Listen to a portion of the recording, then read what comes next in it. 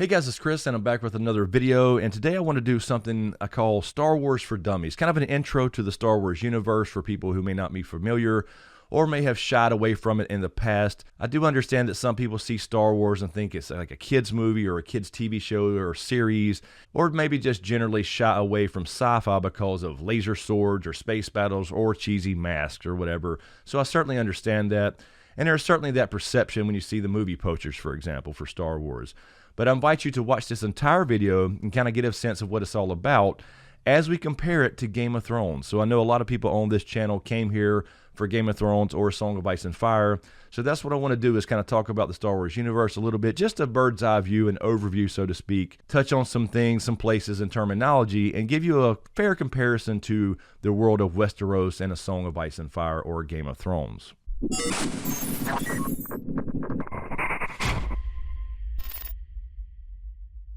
So generally don't think of Star Wars or sci-fi in general as like a genre in space.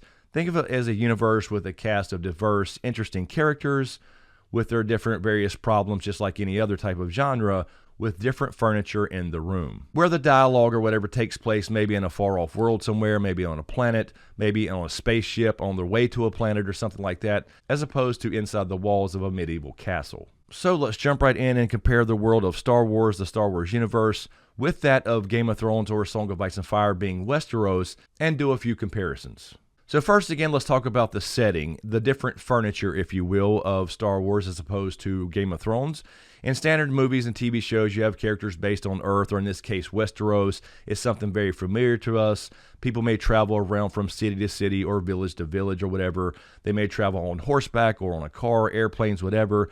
And Star Wars is basically the same thing, only the difference is, instead of going maybe from city to city on an airplane or in a car, or perhaps on horseback as in Game of Thrones, A Song of Ice and Fire, with dialogue, for example, the characters from Star Wars, or maybe just sci-fi in general, maybe they're perhaps traveling from planet to planet. Instead of being on a horse, they're on a spaceship. So again, it goes back to being different furniture in the room. And with Star Wars in particular, with all the different planets and worlds you will see, it gives you that added bonus of seeing different kind of beautiful places or whatever, very similar to Westeros. As you travel from region to region, they're a lot different in a lot of different aspects. And so you see one area that's all snowy and icy, one area is kind of all desert, one area is kind of all Greenlands. So it's actually the same exact thing, only instead of separate kingdoms, you may have separate planets across the entire galaxy. So very similar in the aspects of going from kingdom to kingdom in Westeros. So anyway, with that said, let's jump in and talk about that galaxy far, far away and compare it to Westeros. So within the Star Wars galaxy, you will hear references to different parts of the galaxy throughout many different shows or movies or whatever. So let's talk about a couple of those, and I will kind of give them their equivalent in Westeros, if that makes any sense. So let's go ahead and skip over to what's called the core worlds. Now, the core worlds were the home to the richest and most notable planets in the galaxy. It's the most densely inhabited area of the galaxy, so their planets were big hubs of fashion, education, trade, etc., finance, whatever. All that's included in the Star Wars universe. And a couple of notable planets here are Coruscant, the capital of the Republic. Essentially, Coruscant is one big planet city. And Corellia, the home of Han Solo. So think of this as like King's Landing being the capital of Westeros, and all the surrounding areas that became popular that popped up around the capital. So that's a fair comparison as far as Star Wars and Westeros, is the core worlds being kind of equivalent to King's Landing. You may hear a reference to the Inner Rim. I won't talk about that much either. It was considered the first kind of galactic frontier as civilization started to expand out in the galaxy. Then you have what's called the Mid-Rim. Now, this is the region of space that's kind of the mix of inner and outer rims. We'll talk about that in a second. You know, civilization and the Wild West frontier, so to speak. So as civilization kind of moved further and further out, the distance from the core worlds made this kind of the limit of the Republic or imperial influence. So there was still law there, kind of, but also a mixture of lawlessness. So it was kind of the edge of their power, so to speak. Some notable planets here include Naboo, where Palpatine and Padme are from, that is Luke and Leia's mother, and of course Kashyyyk, the homeworld of the Wookiees. So in Westeros, I would compare this probably to something like Dorne. So technically Dorne is still under the rule of the Seven Kingdoms and part of the Seven Kingdoms, but they also have their own laws and really don't give a shit. And then you have the Outer Rim territories. This is very popular in the Star Wars universe. It's the largest region of the known galaxy, and these are definitely considered to be lawless. And think of the Wild Wild West here, where you're completely away from civilization. You have a lot of criminal organizations that work out in this area, such as the Hutts. You've probably heard of that from Return of the Jedi. Even if you hadn't seen the movies, you probably know who Jabba the Hutt is. He was a part of a big criminal organization. You have others like the Black Sun that operated in this area. And some notable worlds included here are Mustafar. That's where Darth Vader lost his limbs to Obi-Wan Kenobi because he had the high ground. You have Hoth, the big frozen ice planet from Empire Strikes Back.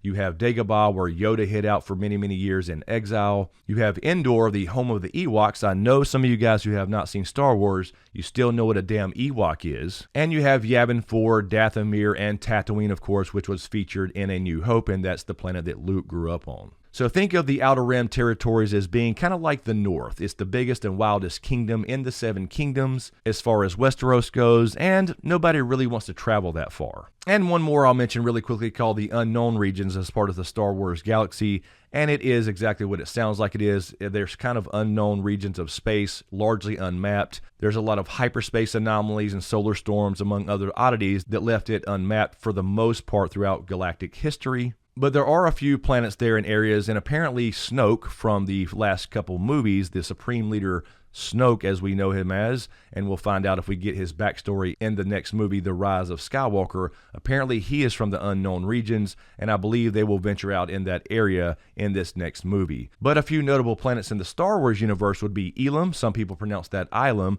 but it is technically Elam, I believe, and that was famously mined for Kyber crystals, and Kyber crystals are what give lightsabers their different colors. That's what focuses the beam. And a couple more planets include Rakata Prime, which was home to a species of the dark side, as well as Octo. Now, Octo, you may not be familiar with the name if you're not a big Star Wars fan, but that was featured in the last couple movies, and that's where Luke Skywalker hid out, and apparently in the new canon, that's where the first Jedi Order was founded, which is completely goes against the old canon. So I don't buy it. So in comparison to Westeros, think about the unknown regions as kind of north of the wall. You know, a couple little areas like Hardhome, White Tree Village, whatever, but the rest of it is largely unexplored, and we don't know what the hell's up there, for example, in the Lands of Always Winter, although we've seen a little glimpse of that in the show. But overall, we still don't really know what's going on in the Lands of Always Winter. Kind of the same thing as what's west of Westeros. So that's the overview of the galaxy itself. So let's talk about a couple eras during this galaxy. Again, these are just a couple really high-level things just to kind of get you familiar with where some of these stories take place. The first we'll talk about is the Galactic Republic. This was the original democracy set up in the Republic 1,000 years before the Clone Wars, which we'll talk about in just a second, where several star systems united to form the Republic, which was based on the planet Coruscant, as I mentioned before, the big planet in the core world system that became the capital, and the entire planet is one large city. So in comparison to Game of Thrones and Westeros, think about the Galactic Republic as the Targaryen dynasty, only with voting, and it lasted much, much longer.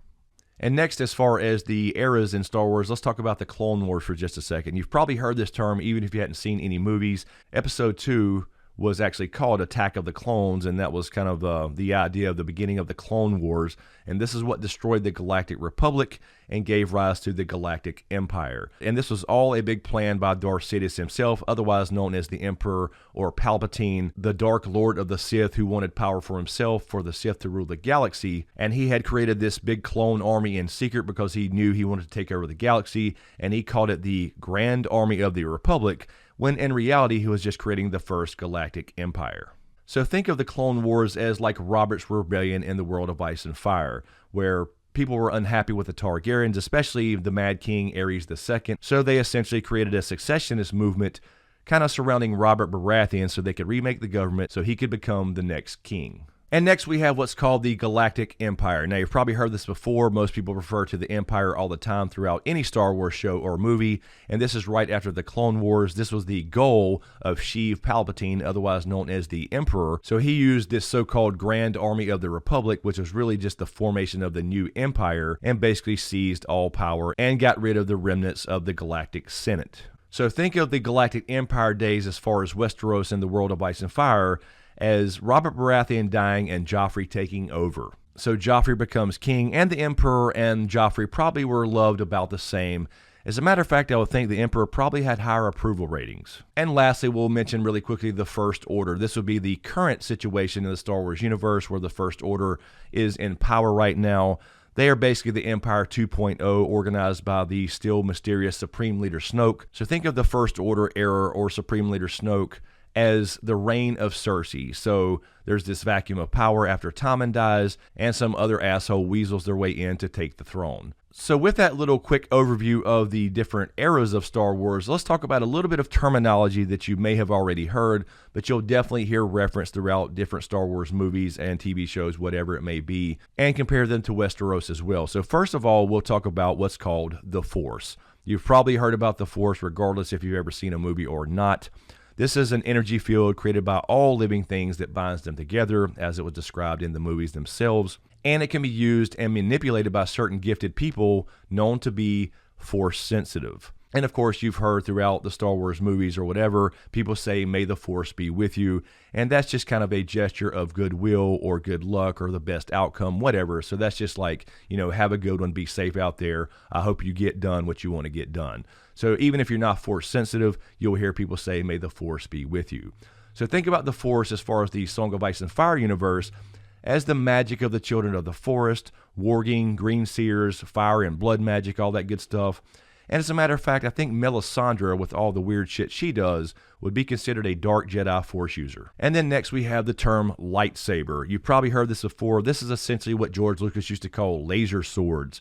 So this is the weapon of choice by a Jedi or a Sith. These are Force users, and it's wielded like a regular sword, only it's a long plasma blade that can basically cut through almost anything. Not everything, but almost everything in the Star Wars universe. So with lightsabers being fairly rare, depending on what time period you're talking about, think of lightsabers as the sword Dawn in the A Song of Ice and Fire or Game of Thrones universe.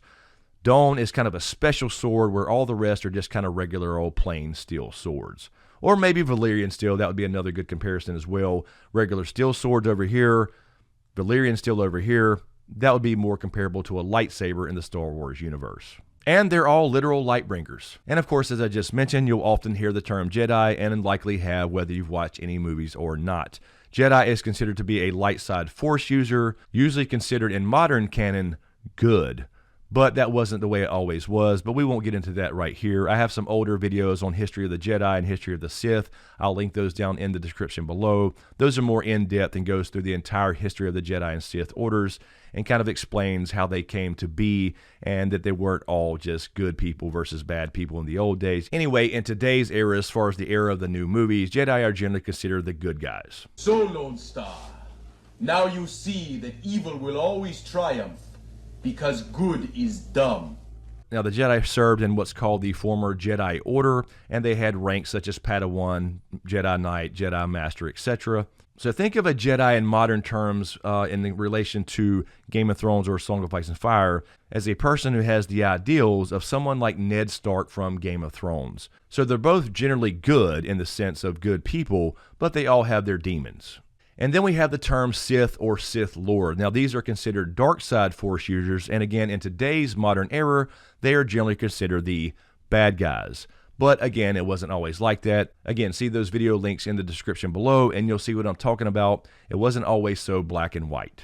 A Sith would be somebody like, say, Joffrey or Cersei, with Tywin pulling all the strings. They're generally considered the bad guys, but of course they were nuanced and had deeper layers, but overall they were pretty much assholes. And then you have the term Darth. So I mentioned Darth Vader, Darth Sidious, etc. Of course, Darth Vader is likely the most famous villain in movie history in general, or one of them at least. So Darth is a term that in the modern canon just means dark. I believe that's what they're going with. It's more of a title, kind of short for Dark Lord of the Sith. But in Legends, formerly called the Expanded Universe, some historians suggest in the old canon that Darth is actually a version of the Rakatan word Daritha, meaning emperor, and it's roughly translated to Dark Lord in modern canon. Other historians think that there's a different Rakatan connection, and again, really quickly, the Rakatans were just a race of dark side users, not necessarily evil, they were just attuned to the dark side. But in that language, the words for triumph or conquest in Rakatan is Dar, and the word for death is Ta, leading to the theory that Darth is derived from Dar-Ta and therefore means triumph over death or immortal. So think of Darth, the title, in Westeros or A Song of Ice and Fire as someone being knighted in Westeros, so you're probably a pretty good damn fighter to be knighted, but you're also probably an asshole. Another term you might hear in the Star Wars universe is the term the Rule of Two. Now this was created by a former Sith Lord named Darth Bane, where he believed the dark side of the Force was watered down if you had too many dark side users, so he basically killed the rest of them and was the only survivor, essentially, and then took on his own apprentice named Darth Zannah. So he believed that there should be only 2 Sith at a time, one master and one apprentice, one to embody the power and the other to crave it. So in general terms, think of this in Westeros as the king and the hand of the king. Only 2 at one time, and the hand of the king is almost as powerful as the king, but not quite. Another term you will hear often is the term droid. Again, you've probably heard this term already. Half of you out there actually use a phone named after this from Lucasfilm. So if you have an Android phone, that is a copywritten trademark by Lucasfilm created for the Star Wars universe. But essentially, that is George Lucas's version of the word robot, and robots can be simple-minded or intelligent and loyal. They have jobs to do, etc. Sometimes they have a sense of humor. So in regards to a comparison to Westeros, think of droids as like your servant characters like handmaidens, blacksmiths, or any trade for that matter, where they all have their own personalities, they're all actual people, but they all have a specific job function. So essentially droids in the Star Wars universe are people, but they're just made of metal and electronic parts. And last but not least, you will hear the term Mandalorian. Now, you probably already heard this term. There's actually a show called The Mandalorian. We're covering that now, obviously, on this channel. But they're recognized by their iconic armor. The Mandalorian people are characterized as a warrior people who often work as mercenaries and bounty hunters.